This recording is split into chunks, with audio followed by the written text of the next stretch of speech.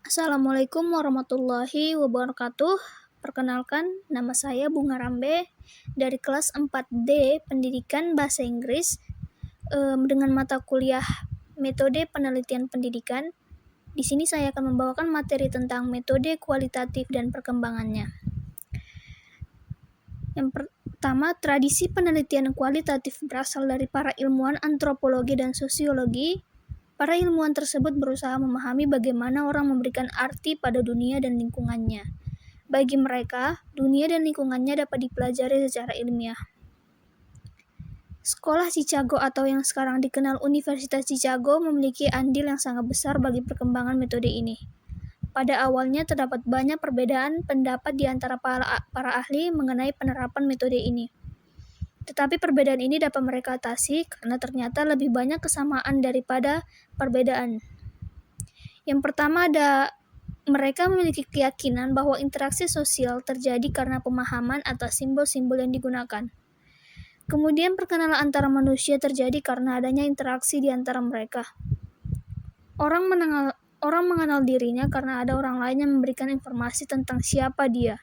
Tetapi hal ini hanya mungkin karena adanya interaksi antar manusia. Jadi, interaksi sosial yang menciptakan terjadinya pertemuan, pertemanan, dan pengenalan di antara manusia. Interaksi sosial yang sama juga yang memungkinkan mereka mengenai dirinya sendiri. Yang kedua, mereka menekankan pengumpulan data secara langsung dari tangan pertama tanpa melalui perantara. Mereka yakin bahwa dengan terlibat secara langsung dengan subjek penelitian, mereka memahami secara mendalam apa sebenarnya yang terjadi, yang dipikirkan beserta latar belakangnya. Yang ketiga, mereka juga menekankan pendekatan yang menyeluruh dan bukan bagian per bagian. Suatu gejala tidak dapat dimengerti lepas dari konteks, situasi, dan keadaan sekelilingnya. Yang terakhir, yang keempat, pendapat publik atas pribadi adalah produk sosial. Tidak ada pendapat atau pikiran yang terlepas dari lingkungan dan situasi di mana orang itu berasal, berada, bertindak, dan hidup. Ada faktor lain yang berpengaruh terhadap munculnya dan berkembangnya metode kualitatif adalah ideologi, politik, ekonomi, dan gerakan sosial kemasyarakatan seperti feminisme. Metode ini berkembang karena realita politik waktu itu memaksa orang mencari jalan keluar dan berefleksi tentang bagaimana seharusnya kekuasaan didistribusikan dalam suatu masyarakat. Hal ini adalah tanggapan atas manipulasi kekuasaan yang berada di sebagian kecil masyarakat. Mereka juga bertanya dan berefleksi tentang bagaimana peran ekonomi dalam meningkatkan taraf hidup masyarakat. Hal ini adalah tanggapan terhadap kekacauan perekonomian waktu itu. Pada waktu itu juga ditandai dengan munculnya gerakan-gerakan sosial masyarakat marginal. Masyarakat mulai menyadari akan identitas dan kemampuan diri yang dapat memberikan andil pada tata kehidupan sosial. Semua ini memberikan kontribusi besar kepada perkembangan metode ini. Aspek politik lain dari metode ini adalah bahwa metode ini banyak digunakan oleh mereka yang terbuang dari masyarakat, antara lain kaum wanita. Cukup banyak ideologi yang bermunculan waktu itu, tetapi semuanya memiliki asumsi dasar bahwa dunia mendapat arti dari pelakunya. Dunia tidak dapat dimengerti tanpa adanya manusia yang mengenal, mengelola, dan memberikan nama serta arti terhadapnya. Asumsi yang lainnya itu bahwa setiap tindakan manusia selalu memiliki maksud dan tujuan tertentu. Tidak ada tindakan yang terlepas dari si pelaku. Jadi pelaku memberikan makna atas tindakannya. Bisa saja bahwa orang lain menafsirkan lain atas tindakan seseorang, tetapi tindakan itu sendiri bagi pelaku memiliki tujuan dan arti tertentu. Salah satu ideologi yang berkembang pada waktu itu adalah postmodernisme. Postmodernisme dapat berarti masa sesudah masa modern. Pada masa ini, corak berpikir para ilmuwan sangat dipengaruhi oleh filsafat René Descartes yang menekankan peran penting akal budi dan rasionalisasi.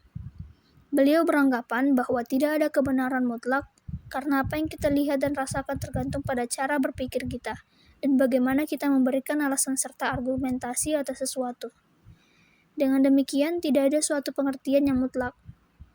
Setiap realita adalah konstruksi rasional.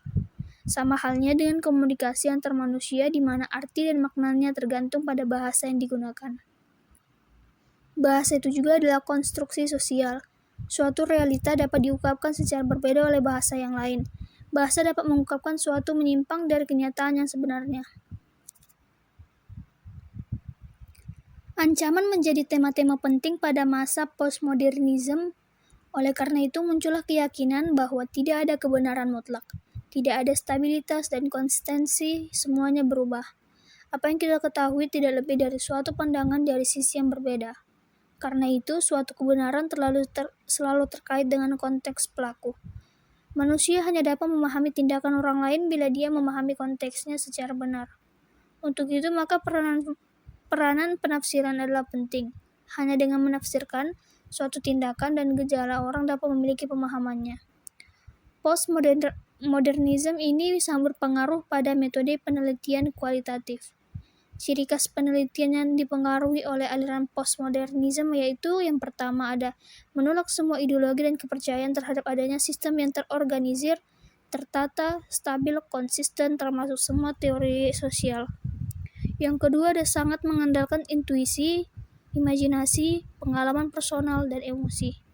Yang ketiga ada perasaan pesimis yang mendalam bahwa dunia tidak akan menjadi lebih baik. Yang keempat sangat subjektif di mana tidak ada perbedaan antara dunia mental, rasional, dan dunia eksternal.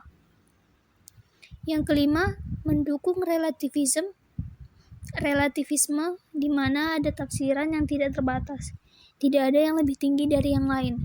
Semuanya relatif, maksudnya tergantung atau ada hubungan dengan sesuatu. Yang keenam, mendukung keanekaragaman, kaotik dan kompleksitas yang berubah terus-menerus. Tidak ada stabilitas dan stagnasi. Semuanya serba berubah. Yang ketujuh, penolakan pada studi tentang kejadian-kejadian masa lampau atau tempat yang berbeda-beda karena yang relevan adalah yang sekarang dan di sini.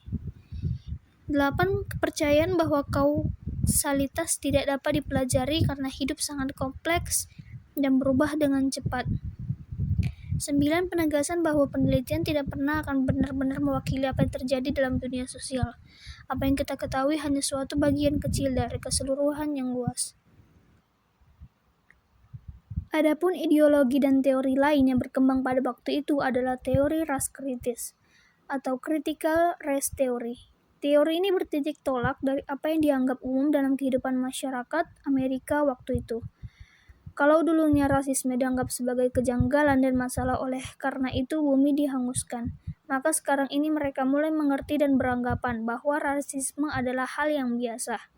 Perbedaan warna kulit menjadi hal yang lumrah dan dianggap sangat biasa dalam masyarakat Amerika. Kenyataan ini tidak dapat disangkal dan harus diterima. Untuk itu, pemahaman akan perbedaan ras menjadi topik yang menarik bagi penelitian. Karena dengan memahami perbedaan ras, maka masalah sosial seperti kemiskinan dan keterbelakangan pendidikan dapat dipahami dan diatasi.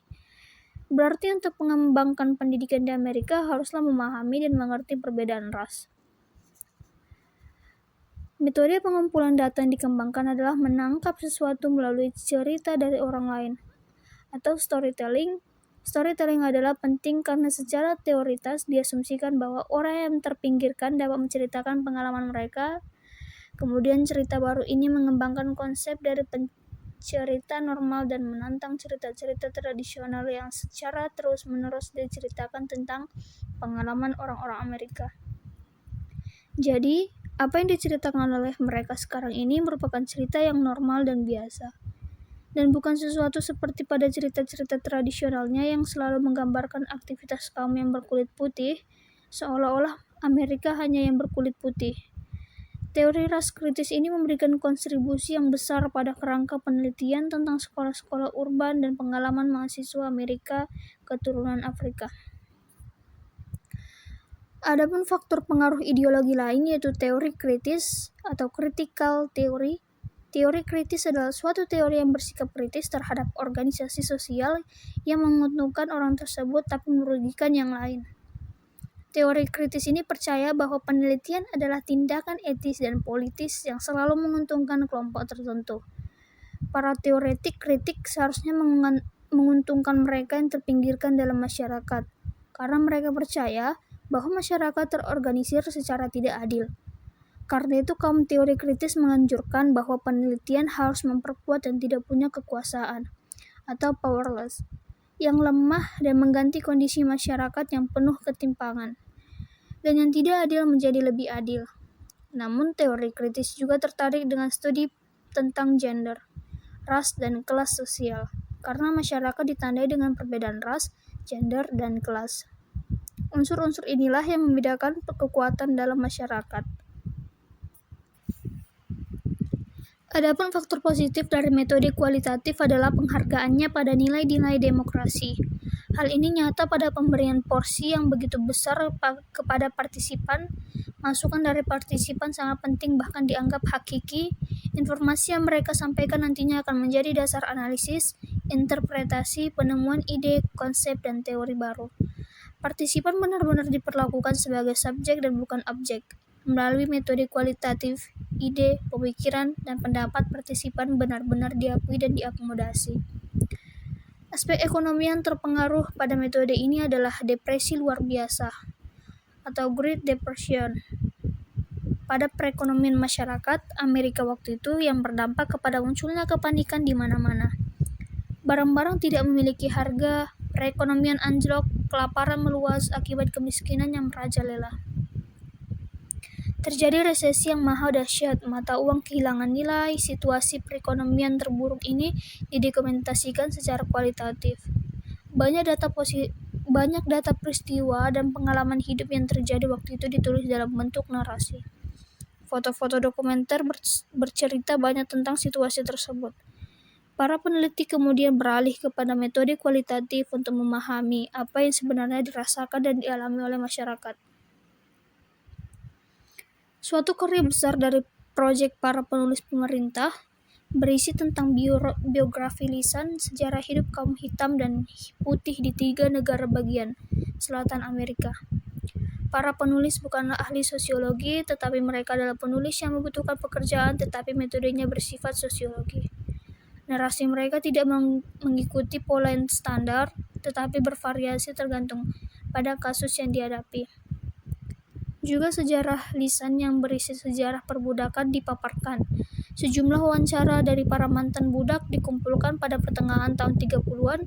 Begitu juga surat-surat dari anggota serikat pekerja yang ditujukan kepada pimpinan serikat mereka yang berisi tentang penderitaan yang mereka alami dan permohonan perbaikan nasib. Begitu banyak foto dokumenter yang menggambarkan penderitaan orang-orang Amerika yang berkekurangan. Waktu mereka menulis, mereka menghadirkan atau mengkinikan pandangan dari orang-orang tertindas yang ada dalam foto-foto tersebut. Mereka juga menggunakan metode wawancara untuk menangkap arti hidup dan pengalamannya. Mereka menulis dan menggambarkan apa yang dilihat dan apa yang diceritakan oleh pelaku. Walaupun metode kualitatif ini gencar digunakan di belahan dunia lain seperti Amerika dan Eropa, tetapi di Indonesia metode ini belum banyak dikenal apalagi digunakan. Metode ini perlu diperdalam dan disosialisasikan oleh kaum akademisi, khususnya untuk ilmu-ilmu sosial dan kemanusiaan, karena banyak masalah kemanusiaan yang muncul di masyarakat membutuhkan jawabannya. Untuk itu,